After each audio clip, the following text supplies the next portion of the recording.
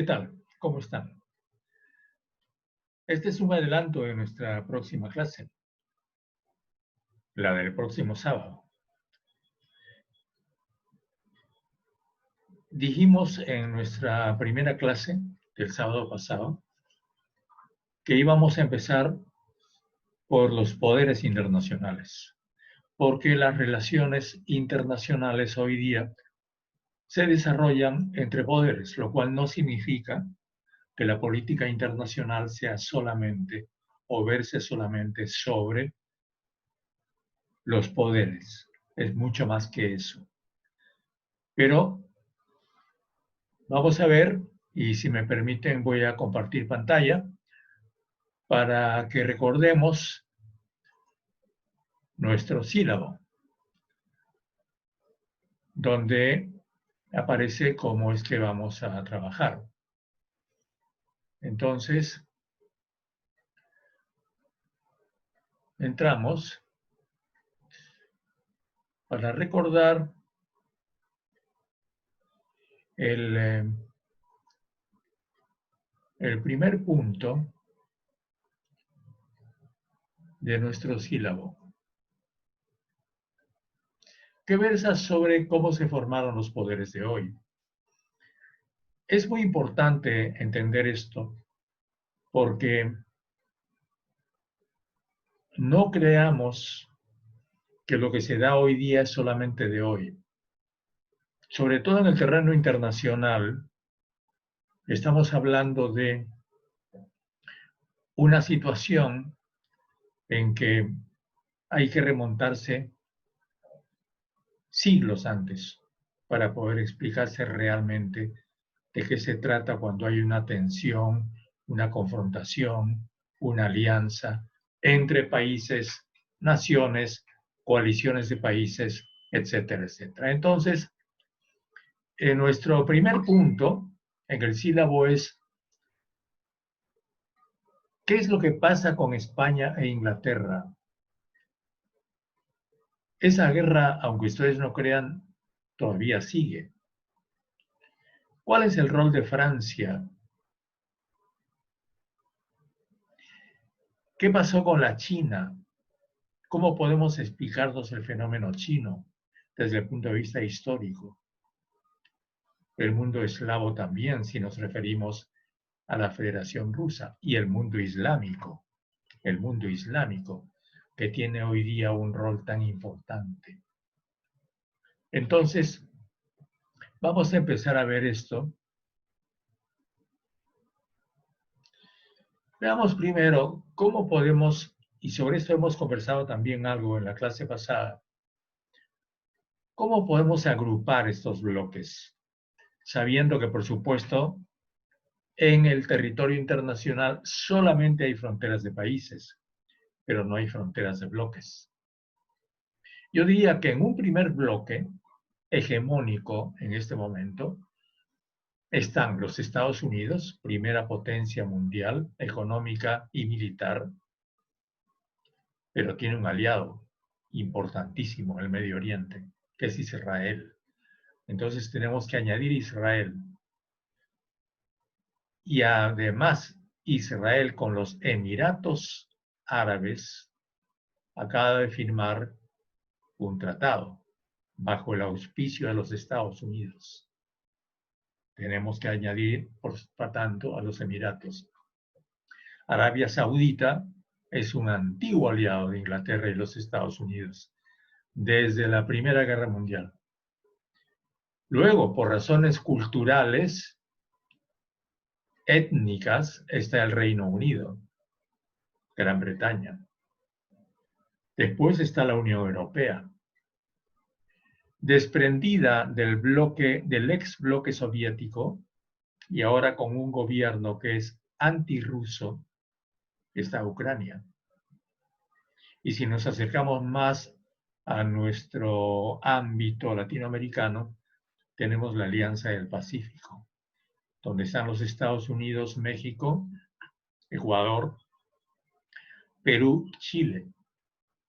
En realidad, aquello del Pacífico es un pretexto para hacer una alianza política y económica. frente al Pacífico, que tiene una expresión política mucho más radical en el Grupo de Lima, donde están una vez más México, Ecuador, Colombia, Perú, Chile. Pero todos ellos operan dentro de la OEA, la Organización de Estados Americanos, que también está directamente bajo la influencia de los Estados Unidos, e incluso su local, su sede, está en los Estados Unidos.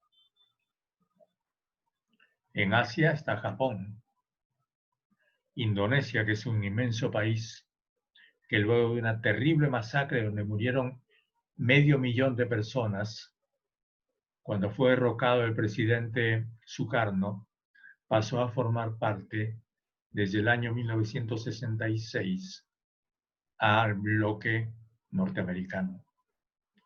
Y añadimos Tailandia, el ex reino de Siam, que sirve de territorio vacacional para las tropas norteamericanas cuando hacen incursiones en el Medio Oriente. Entonces, este es un gran bloque. Repito, Estados Unidos, Israel, Emiratos, Arabia Saudita, Reino Unido, Unión Europea, Ucrania, la Alianza del Pacífico, el Grupo de Lima, la OEA, el Japón, Indonesia y Tailandia. Y frente a este bloque, hay un bloque emergente que está encabezado por una gran potencia económica y comercial, que es la República Popular China, aliada en Euroasia con la Federación Rusa. En Medio Oriente están Irán y Siria. En Asia está Vietnam. En América Latina están Venezuela y Cuba. Entonces, este es un bloque en parte emergente que ahora incluso está sancionado por los Estados Unidos en esta especie de guerra económica y política en que están estos dos bloques, que es una reedición de la Guerra Fría. Por otro lado, tenemos un bloque emergente, que son los BRICS, donde está Brasil, que ahora tiene, por supuesto, un gobierno aliado de Estados Unidos, el de Bolsonaro, Rusia, India, que ahora tiene un gobierno de extrema derecha, China y Sudáfrica. Y luego la otra gran área mundial es la del mundo islámico, muy heterogénea. Ahí están los países gobernados por chiitas y por sunitas. Recuerden ustedes que son las grandes ramas del Islam. Los sunitas son mayoría, los chiitas son minoría, pero los chiitas son mucho más organizados. Y encuentran ustedes ese Islam en una serie de países. Irak, Irán, Líbano, aunque Líbano es un mosaico, donde hay todo tipo de religiones, Siria, Jordania, Arabia Saudita y Emiratos. Y todo el resto del territorio mundial está en disputa. Entonces, podemos decir que ese es el presente. Pero por supuesto que esto tiene una larguísima historia, y yo en estos minutos que me quedan, y lo completaremos en la clase del sábado, quiero decirles que en lo que respecta a nuestro país, al Perú, esto tiene mucho que ver con nosotros, porque la tensión entre los países hispanos, como dicen en Estados Unidos, y Estados Unidos no es de ninguna manera oculta. América Latina puede estar hegemonizada por Estados Unidos, pero a cada rato en América Latina se producen revoluciones, gobiernos que cuestionan a los Estados Unidos, y eso tiene que ver con una antigua historia que viene desde la formación de España. y desde la formación de Inglaterra. Recordemos que Estados Unidos es hijo del Imperio Inglés y América Latina es hija del ex Imperio Español. Y por tanto, psicológicamente y culturalmente, tenemos que examinar esto recurriendo a lo más antiguo, que es la formación de España, desde los reinos de Castilla y Aragón, y desde la alianza de Castilla con el papado. ¿Con qué papado? Con el papado de Alejandro VI. Alejandro VI se llamaba Alejandro Borja, era español, y cambió su nombre para ser aceptado en Italia y le puso Borgia. Entonces, el Papa Borgia, Alejandro, era en realidad Borja. Pasa la historia como el Papa Borgia. Y esa alianza entre el Papa y Castilla y Aragón le permitió a la que después fue España, que se forma sobre la base de Castilla y Aragón, en el Tratado de Tordesillas, quedarse con una gran parte del mundo concedida por el Papa Alejandro. Entonces, esto sucedía en 1490, antes del llamado descubrimiento de América, y también apenas América fue descubierta. Simultáneamente, en el norte de Europa y en el centro de Europa se estaba produciendo otro proceso, que era la formación del Reino Unido, mediante un proceso intercultural en que intervienen los anglos, los sajones, los celtas, habían estado antes los romanos, los vikingos, los bretones, los normandos, en fin. Pero en realidad la formación de Inglaterra es una especie de alianza entre normandos y anglosajones. Los sajones tienen su origen en Sajonia, en Alemania. Alemania tiene un land que se llama Sajonia y la Casa Real que gobierna actualmente en Inglaterra, en el Reino Unido, que es la Casa Windsor, tiene un origen alemán. Y la reina Victoria también tenía un origen alemán. Entonces, hay una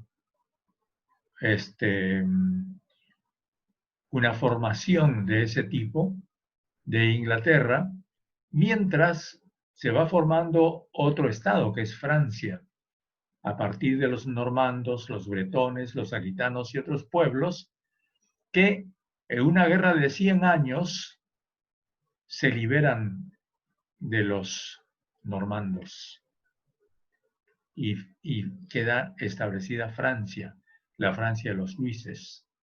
Mientras tanto, un condado de Portugal se desprende del Reino de León. El Reino de León es uno de los reinos de la península ibérica.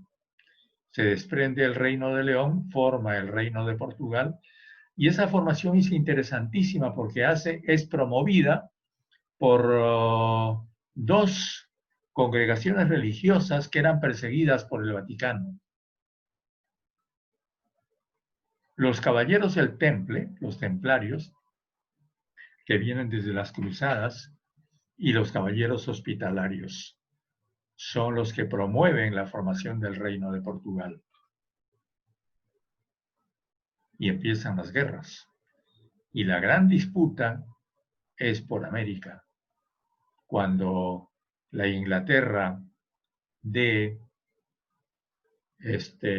ya Isabel I de Inglaterra, hija de Enrique VIII, ve que no puede quedar ausente de América, que está siendo monopolizada por el Imperio Español ya.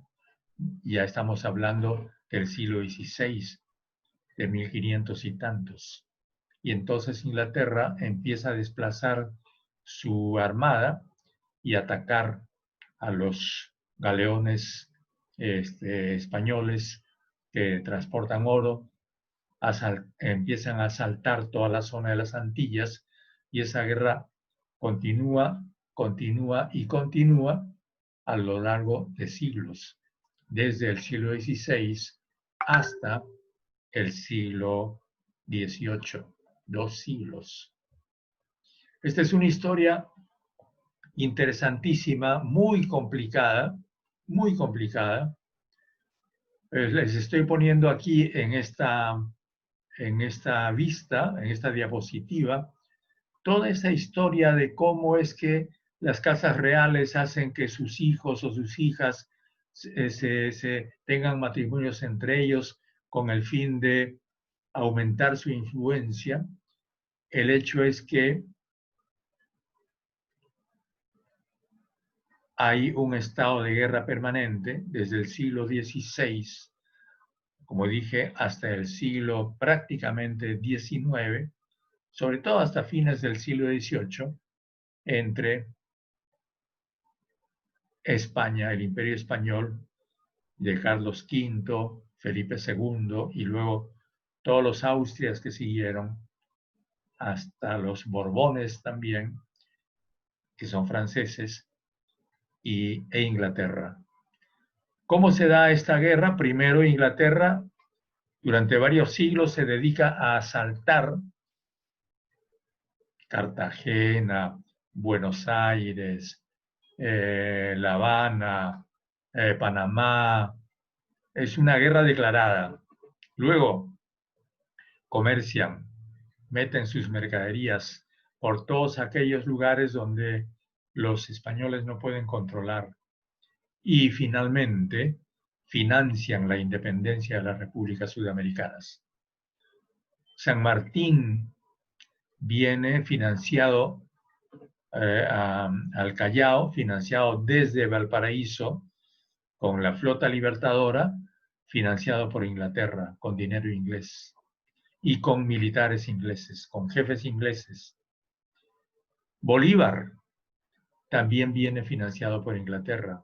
Incluso Bolívar llega a tener 6.000 voluntarios escoceses, irlandeses e ingleses que forman la Legión Inglesa, que combate con Bolívar. Y casi todos los jefes segundos y terceros de Bolívar son ingleses, igual que los de San Martín. Entonces, una venganza por otra venganza. Si España ayuda a la independencia, España y Francia ayudan a la independencia de las colonias inglesas respecto de la corona inglesa, incluso con tropas, con dinero, en la guerra norteamericana, Inglaterra les responde con la misma moneda.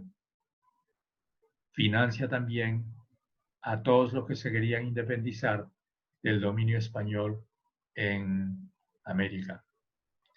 Entonces, fíjense cómo esta guerra empieza en el siglo XVI y sigue hasta el siglo XIX.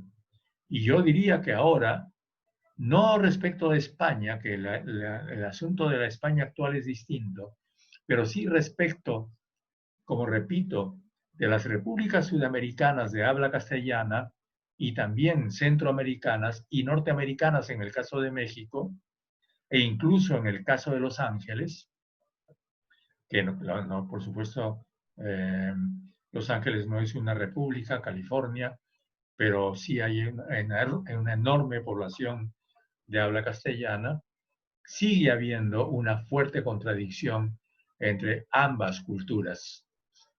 Y esto, a mi juicio, debemos estudiarlo también como parte de las tensiones internacionales y las relaciones internacionales. Entonces, yo diría que la tensión América Latina y Estados Unidos es heredera de la guerra España-Inglaterra.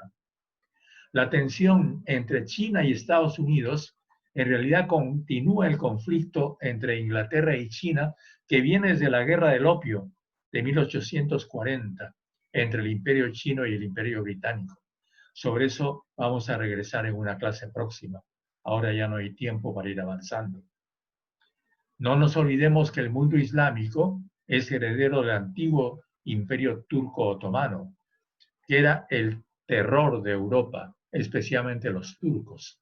Y ahora Turquía, convertida en un país moderno a partir del gobierno de Atatürk, que modernizó Turquía después de la Primera Guerra Mundial, es una pequeña potencia en el centro de Europa. Y finalmente, es necesario poner atención en que la tensión entre Rusia y la Unión Europea, la tensión que estamos viendo ahora, es culturalmente también heredera de un viejo conflicto entre los ortodoxos griegos cristianos versus los protestantes europeos occidentales. Es decir, entre Alemania e Inglaterra, por un lado, y por otro lado, la Rusia, que sigue siendo fundamentalmente ortodoxa, con una iglesia de origen ortodoxo y griego. Aquí nos quedamos. Conversaremos sobre esto mucho más en la clase del sábado. Ya recuerden ustedes que les dije que mi metodología va a ser ponerles un video primero y usar la clase después para conversar y discutir hasta que ustedes también empiecen a intervenir con las exposiciones en las que hemos quedado que ustedes deben preparar. Muy bien, muchísimas gracias. Aquí termino y nos vemos. Entonces dejo de compartir pantalla y terminamos este